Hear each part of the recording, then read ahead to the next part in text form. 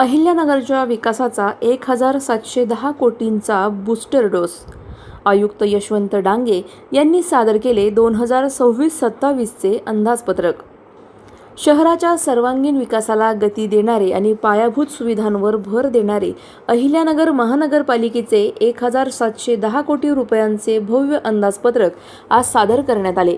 मंगळवार 17 मार्च 2026 रोजी महापालिका आयुक्त श्री यशवंत डांगे यांनी हे मूळ अंदाजपत्रक स्थायी समितीचे सभापती सुभाष लोंढे यांच्याकडे सुपूर्द केले. महानगरपालिकेच्या तिजोरीत प्रामुख्याने करातून मोठी भर पडणार आहे.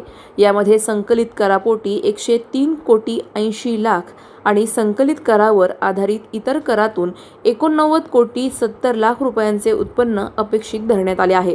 हे अंदाजपत्रक केवळ आकड्यांचा खेळ नसून यात शहराच्या भविष्यातील प्रकल्पांची मोठी तरतूद असल्याचे समजते.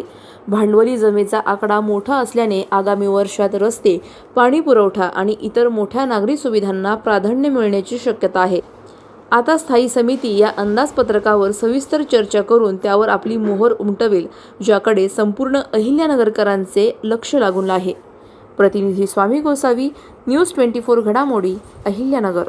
अहिल्यानगर महानगरपालिकेचे 1710 कोटीचे सन 26-27चे अंदाजपत्रक आज स्थायी समितीला सादर करण्यात आले.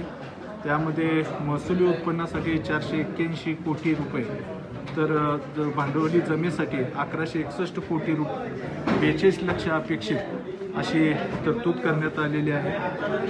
त्याचबरोबर कर्मचारी वेतन मानधन यावरती 161 कोटी रुपये, सेवा उद्यान यासाठी 71 कोटी 50 लक्ष रुपये, पाणी पुरवठा वीज बिल 45 कोटी रुपये. अशा पद्धतीनं वेगवेगळ्या योजनांमधून आपण 1161 कोटी रुपये भांडवली कामावर अनुदान, कर्ज व मनपा हिस्सा धरून अंदाजित जमीबाबत अंदाजपत्रक सादर करण्यात आलेलं आहे.